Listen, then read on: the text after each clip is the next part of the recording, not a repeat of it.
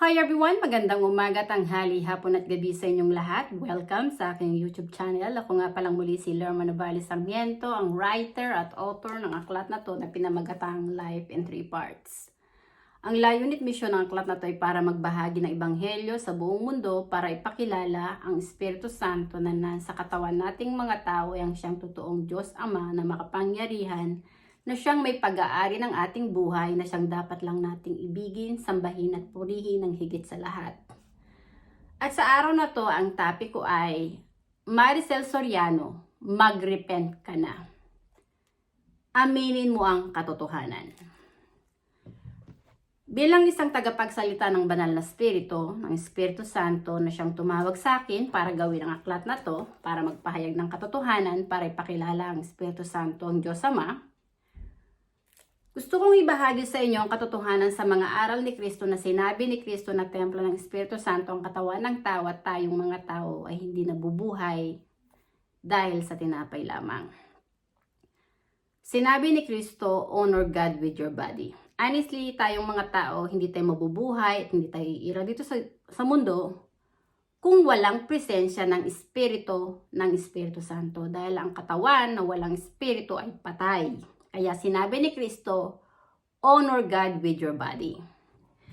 At babasahin ko sa inyo yung talata na nasa saad kung saan sinabi na templo ng Espiritu Santo ang katawan ng tao. Nasasa dito sa unang Korinto, Kabanata 6, versikulo 19 hanggang 20. Hindi nyo ba alam na ang inyong katawan ay templo ng Espiritu Santo na nasa inyo at ipinagkaloob ng Diyos sa inyo? Hindi nyo pag-aari ang inyong katawan sapagkat binili na kayo sa isang halaga. Kaya gamitin ninyo ang inyong katawan upang maparangalan ng Diyos. Sinabi ni Kristo na tayong lahat ay tinawag ng Diyos para maging liwanag at asin dito sa mundo para magpahayag ng katotohanan. Si Kristo ay Espiritu na pinanganak sa Espiritu ng Espiritu Santo. Ang Ama ni Kristo ay ang banal na Espiritu na lumukog kay Birheng Maria. Ay ang siya ring Espiritu ng katarungan at ng katotohanan. Ang Espiritu ay Diyos. Kaya yung mga mananampalataya na naging kaysa ni Kristo ay mga sumasamba na naging kaysa ni Kristo na naglalakbay sa Espiritu at katotohanan na ang kinikilala nilang Diyos Ama ay ang Espiritu Santo na nanahan sa kanilang katawan. Yun yung amang espiritual. Dahil ang ating kaluluwa ay ipinanganak yan sa sinapupunan ng Espiritu ng Diyos, ng Espiritu Santo. At ang ating kaluluwa, hindi yun laman. Espiritu yun. At ang Espiritu ay Diyos. Honestly, si Kristo ay Diyos at anak ng Diyos dahil si Kristo ay Espiritu na nagkatawang tao lamang sa katawan ni Birheng Maria.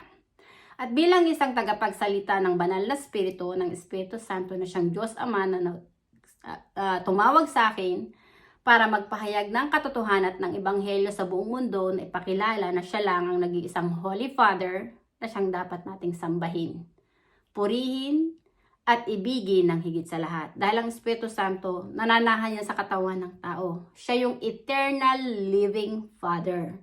Bawat katawan ng tao ay templo ng Espiritu Santo. At ang Espiritu Santo ang Diyos Ama na makapangyarihan na may hawak ng buhay ng buong sangkatauhan.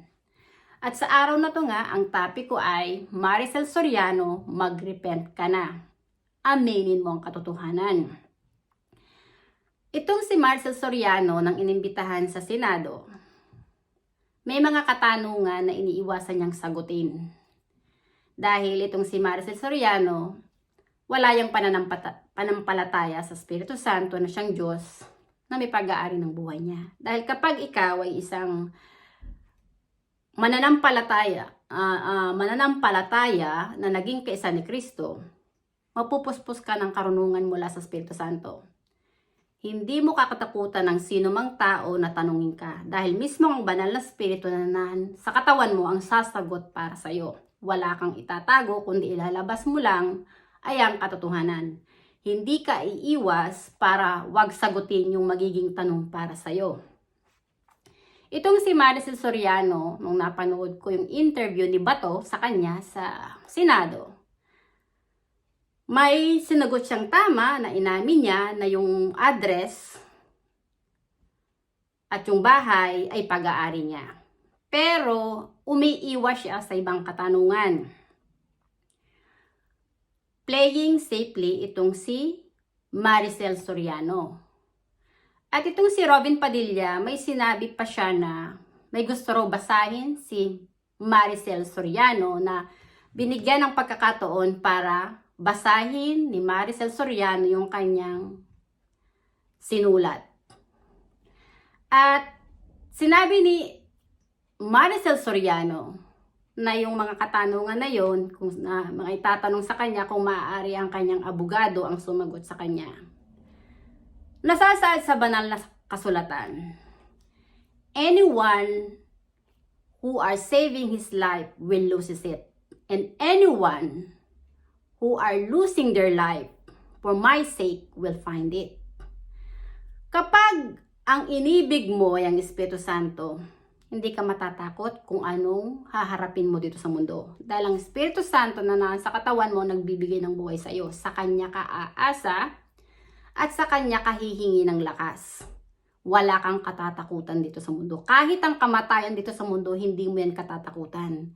Dahil alam mo nang may hawak ng buhay mo yung Espiritu Santo. Siya yung magsasalita para sa iyo. Ang Espiritu Santo ang magpoprotekta, magpo-provide, at magbibigay sa iyo ng kumpiyansa na harapin ang mga katanungan para sa iyo ng direkta. Ang Espiritu Santo ang tutulong sa iyo para sabihin mo yung katotohanan. Magiging matapang ka at palaban. Pero itong si Maricel Soriano, duwag. Ayaw niyang aminin ang katotohanan, pero alam ng Espiritu Santo na si Maricel Soriano ay hindi nagsasabi ng katotohanan. Isa siyang sinungaling. Tatandaan mo, Maricel Soriano, no wala kang itatago sa banal na Espiritu, sa Espiritu Santo, na siyang Diyos na may pag-aari ng buhay mo. Dahil ang katawan mo, templo yan ng Espiritu Santo. At ang Espiritu Santo ang lumikha sa iyo. Alam ng Espiritu Santo na nagsisinungaling ka. At kung hindi ka magsisisi, at hindi mo aaminin ang katotohanan, sa oras na bawiin ng Espiritu Santo, ang kaluluwa na siyang buhay at Espiritu na pinahiram niya sa iyo, mamamatay ka. Tatandaan mo, maliwanag na sinabi ni Kristo na ang kasalanan na walang kapatawaran ay kapag nilapastangan mo ang Espiritu Santo. Ang di mo pagsasabi ng katotohanan ay kalapastanganan niya sa Espiritu Santo. At hindi ka patatawarin ng Espiritu Santo. At dahil doon, ang kaluluwa mo ay hindi maliligtas. Tayong mga tao, ang ating kaluluwa, ang siyang haharap sa paghukom sa oras na dumating na ang Panginoon. Pero honestly, ang Panginoon ay narito na. Dahil siya ang may pag-aari ng katawan at kaluluwa nating mga tao. Siya yung maghuhukom sa bawat kaluluwa ng tao. At bilang isang tinawag ng banal na Espiritu, binigyan niya ako ng otoridad na magsalita para sa Kanya. At dahil tinanggap ko ang Espiritu Santo, na siyang Diyos Ama ng aking kaluluwa, ipinakita sa akin ng Espiritu Santo kung sino yung mga ulupong na siyang mga kampo ng kadiliman na nanakop sa ating bansa na magpas hanggang ngayon ay naghahasik ng kaguluhan at kadiliman. Gusto kong ibahagi sa inyo ang katotohanan na ang relihiyong Romano-Katoliko na dinala ni Ferdinand Magellan ay kulto ng demonyong si Satanas na sumasamba sa rebulto. Hindi ang Espiritu Santo ang kanilang sinasamba. Ang mga bulaang propeta ang lumingki sa ating bansa kung kaya tayo ay sinakop ng mga Espanyol, ng Judas na hari ng Espanya na si Philip II.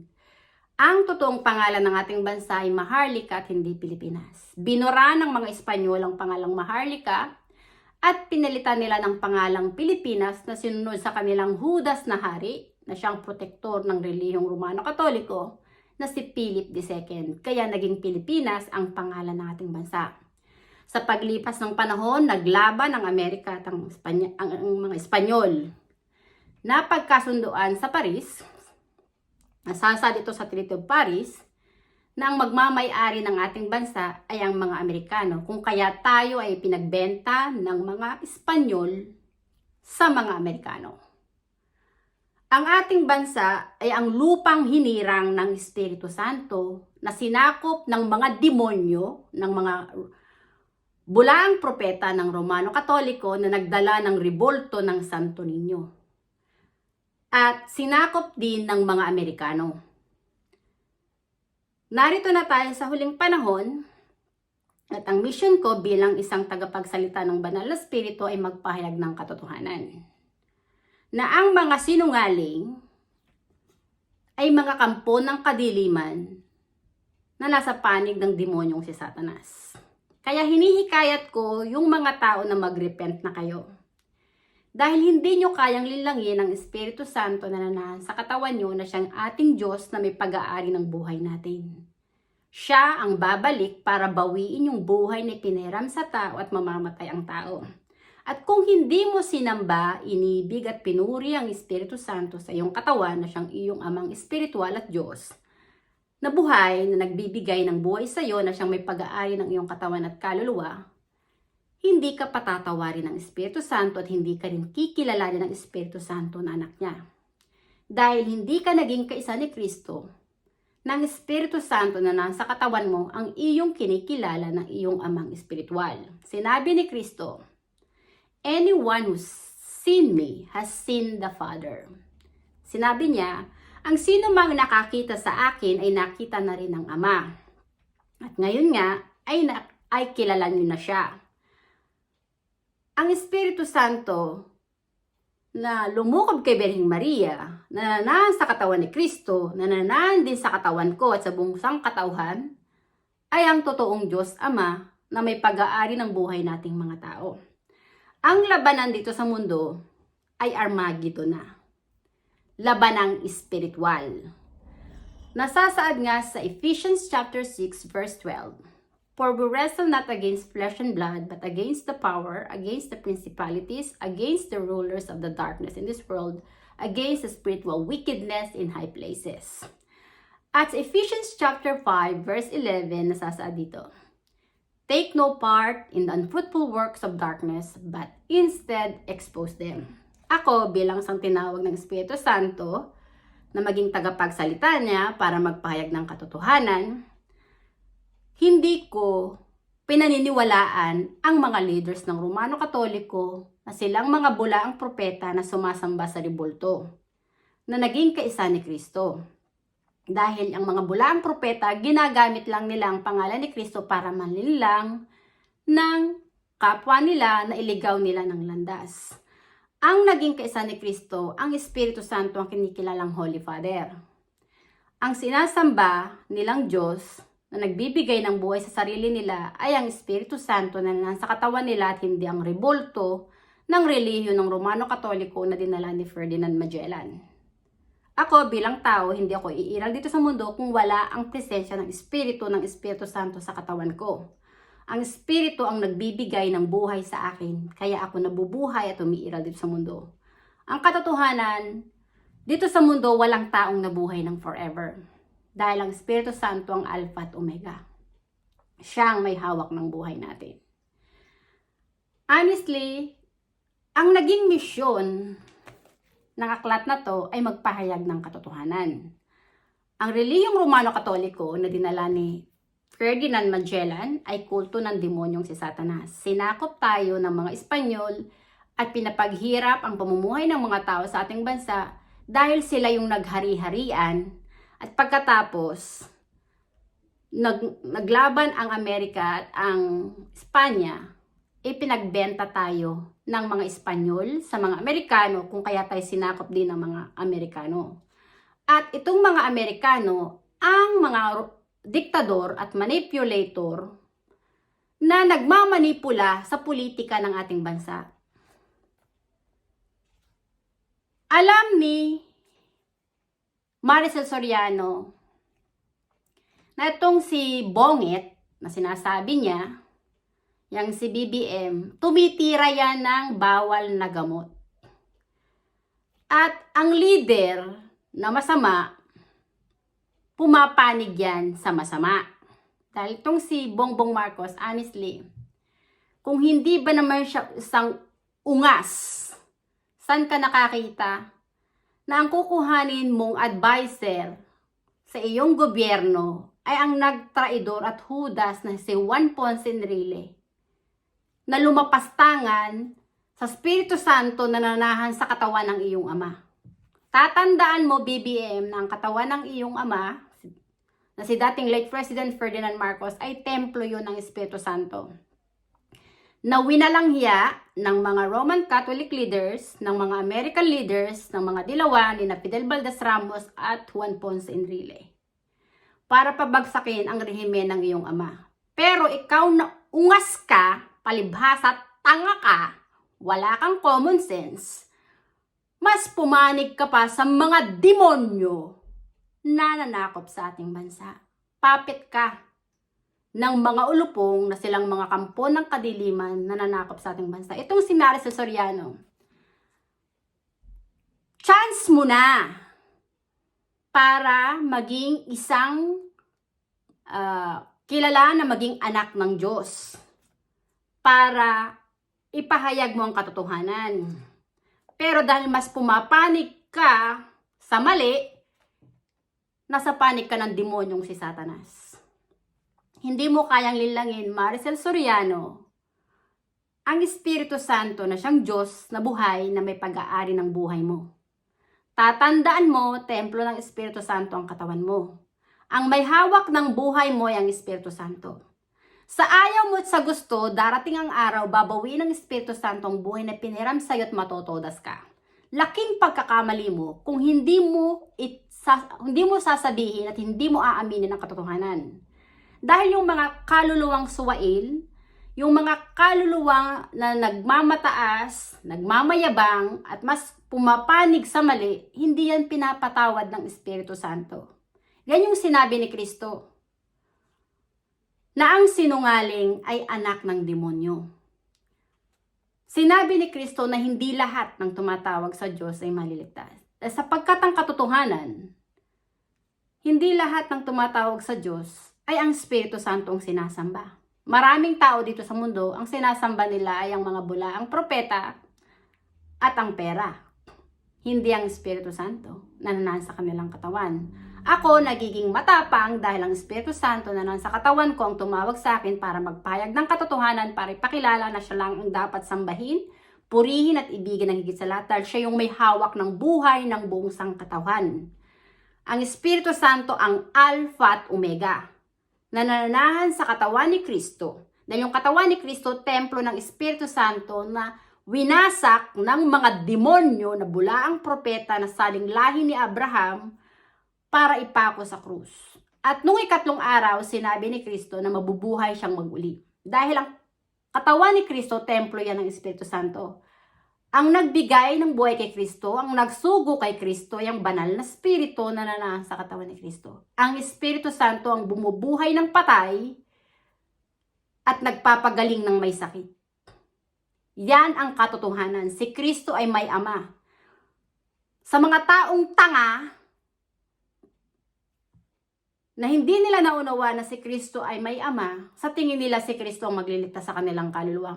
Si Kristo ang magtuturo sa iyo para maglakbay sa Espiritu at katotohanan, para kilalanin mo ang Espiritu Santo, ang iyong Diyos Ama, para maligtas ka. Pero hindi ka matutulungan ni Jesus, ni Kristo, na maligtas ang kaluluwa mo kung maglalakbay ka sa kasinungalingan at pagkukunwari. Na mas iibigin mo yung mga bagay dito sa mundo kaysa sa Espiritu Santo na nasa katawan mo. Dahil ang Espiritu Santo may hawak ng buhay mo. Kaya sinabi ni Kristo, hindi lahat ng tumatawag sa Diyos ay maliligtas. Kaya sinabi ni Kristo, repent and sin no more. Ibig sabihin, magsisi na kayo at wag na kayong gumawa pa ng kasalanan laban sa Espiritu Santo. Honestly, si Bongbong Marcos ay inutil na leader, corrupt na leader. Si Maricel Soriano ay isa ring ipokrita na mas pumapanig sa mali. Dahil takot siya na mag-isa yung kanyang kaluluwa na masira ang pangalan niya. Pero honestly, Maricel Soriano, ano ang mas mahalaga? Masira ang pangalan mo o masira ang kaluluwa mo? Dito sa mundo, kahit buhay ka pa, Maricel Soriano, ang kaluluwa mo ay zombie na. Alam ng Espiritu Santo na wala ang puso mo sa panig niya, kundi na sa panig ng demonyong si Satanas. Kaya hinihikayat ko ikaw na mag-repent ka na at aminin mo ang katotohanan dahil wala kang itatago sa Espiritu Santo na siyang Diyos na may pag-aari ng buhay mo. Nasasaad sa banal na kasulatan. Ito, sa unang Korinto, Kabanata 6, versikulo 19 hanggang 20. Hindi nyo ba alam na ang inyong katawan ay templo ng Espiritu Santo na nasa inyo at ipinagkaloob ng Diyos sa inyo? Hindi ninyo pag-aari ang inyong katawan. Inyong katawan, sapagkat binili na kayo sa isang halaga, Kaya't gamitin ninyo ang inyong katawan upang maparangalan ng Diyos. Sinabi ni Kristo, honor God with your body. Dahil ang ating katawan, kapag walang espiritu, ay patay. Ang espiritu ang nagbibigay ng buhay. Kaya hinihikayat ko ang tao na sambahin, purihin at ibigin ninyo ang Espiritu Santo sa inyong katawan dahil ang Espiritu Santo, ang Diyos Ama na makapangyarihan, ang lumikha sa atin, ang may pag-aari ng ating buhay, ang Alpha at Omega, yang siyang babalik, hindi si Jesus. Si Jesus ay may Ama. Ang nagsugo kay Jesus ay ang banal na Espiritu na lumukob kay Birheng Maria. Si Kristo ay bugtong na anak ng Espiritu Santo na nagkatawang tao lamang sa katawan ni Birheng Maria para maging tagapagsalita ng Espiritu Santo para ipahayag ni Kristo ang katotohanan na templo ng Espiritu Santo ang katawan ng tao at ang Espiritu Santo na nasa katawan ng tao ang totoong Diyos Ama na nagsugo sa Kanya. Si Kristo ay liwanag. Kapag tinanggap mo ang Espiritu Santo at nagpasakop ka sa Espiritu Santo, at ang Espiritu Santo ang ipinakilala mo na siyang iyong Diyos Ama, ang kaluluwa mo ay magiging isa ni Kristo na ipinanganak sa Espiritu at magiging liwanag ka dito sa mundo para magpahayag ng katotohanan. Ako bilang isang tinawag ng Espiritu Santo na maging tagapagsalita niya, alam ko hindi ako kilala ng kahit sino mang tao dito sa mundo. Pero ang Panginoon, sinabi niya na bago pa man dumating yung katapusan, sa huling mga araw, may kukuhanin siyang anak na babae dito sa mundo na magiging tagapagsalita niya. Sa puso't isipan ko, hindi ko nakala na ako ay pinili ng banal na spirito para magpakilala patungkol sa Kanya. Dahil hindi ko kilala ang Espiritu Santo nung una. Pero nasasaad sa banal na kasulatan. Sinabi ng Panginoon, if you seek me with all your kind heart, you will find me and I will reveal myself to you. Ang katotohanan, yung mga salita ni Kristo, nagmula yun sa Espiritu Santo. Doon ko nakita ang katotohanan na kaya ako umiiral dito sa mundo ay gawa ng presensya ng Espiritu Santo. Ang Espiritu Santo, ang Diyos Ama na may pag-aari ng buhay ko. Kaya ako nagsasalita patungkol kay Kristo at patungkol sa Espiritu Santo ay dahil si Kristo at ang Espiritu Santo ay parehas na Espiritu. Kaya sinabi ni Kristo na ako at ang Ama ay isa at ang Espiritu ay Diyos. Si Kristo lang ang daan, buhay, liwanag at katotohanan para muling ipanganak ang iyong kaluluwa sa Espiritu at maging anak ng Diyos. Na tanging ang Espiritu Santo lang ang dapat mong sambahin, purihin at ibigin ng higit sa lahat.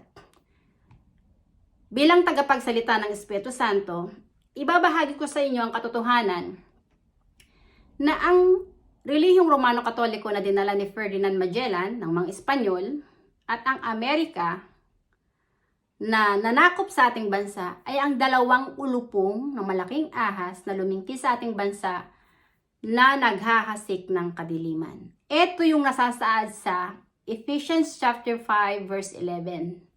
Take no part in the unfruitful works of darkness but instead expose them.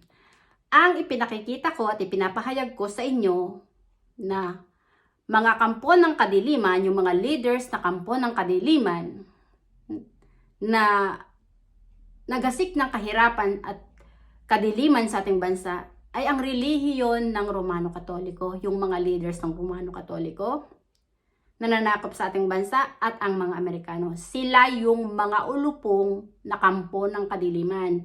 Itong si Bongbong Marcos ay nagpapagamit sa mga demonyong to na nanakop sa ating bansa. Honestly, ang Amerika ang pinakademonyong bansa na ang layunin niyan ay paglabanin ng mga bawat nasyon.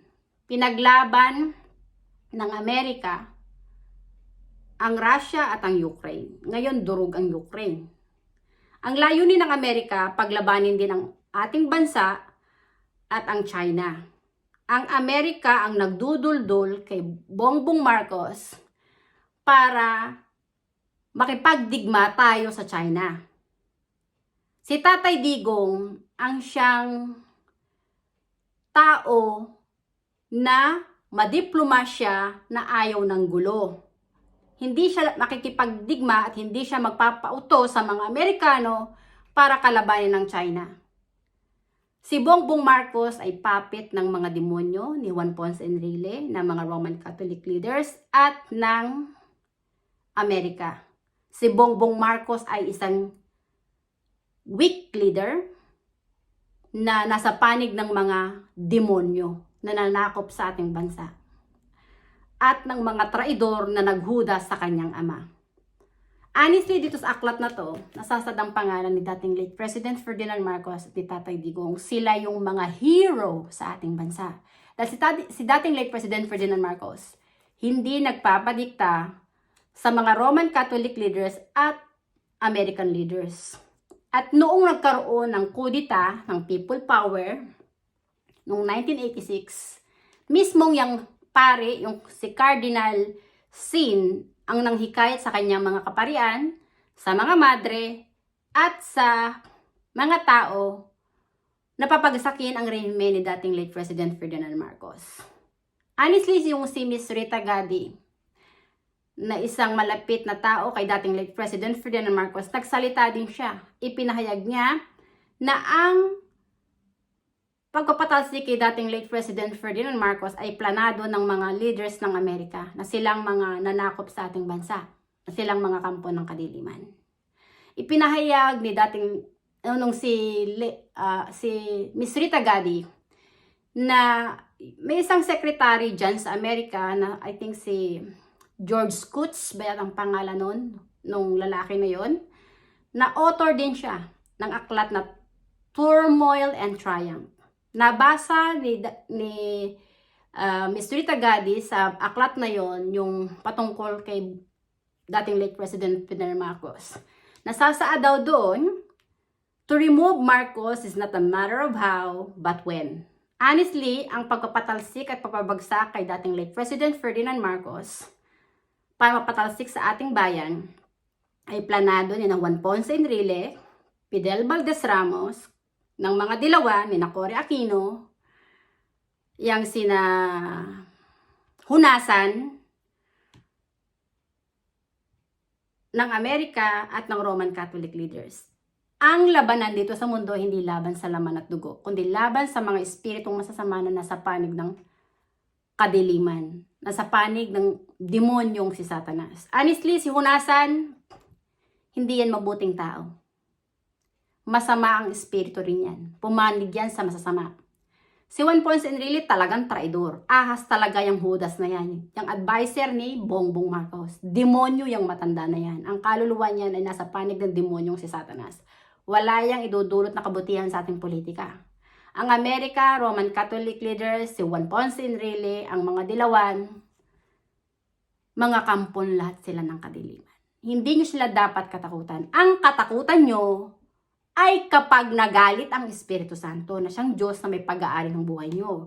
At kapag hindi kayo pinatawad ng Espiritu Santo, dahil yung kaluluwa nyo wala yang puwang sa langit.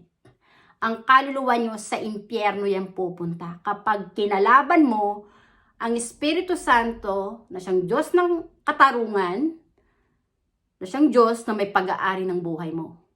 walang kapatawaran sa Espiritu Santo ang mga lumalapastangan sa Kanya na mas piniling pumanig sa mali at kalabanin ang katotohanan. Kaya Maricel Soriano, hinihikayat kita kung gusto mong maligtas ang iyong kaluluwa, mag-repent ka na. Aminin mo ang katotohanan para patawarin ka ng Espiritu Santo at kung sakaling bawiin na ng Espiritu Santo ang buhay mo, maligtas ang kaluluwa mo. Dahil kikilalanin ka ng Espiritu Santo na anak niya. Yang si Bongbong Marcos, sinasabi ko sa iyo, mag-repent ka na at mag-resign ka na.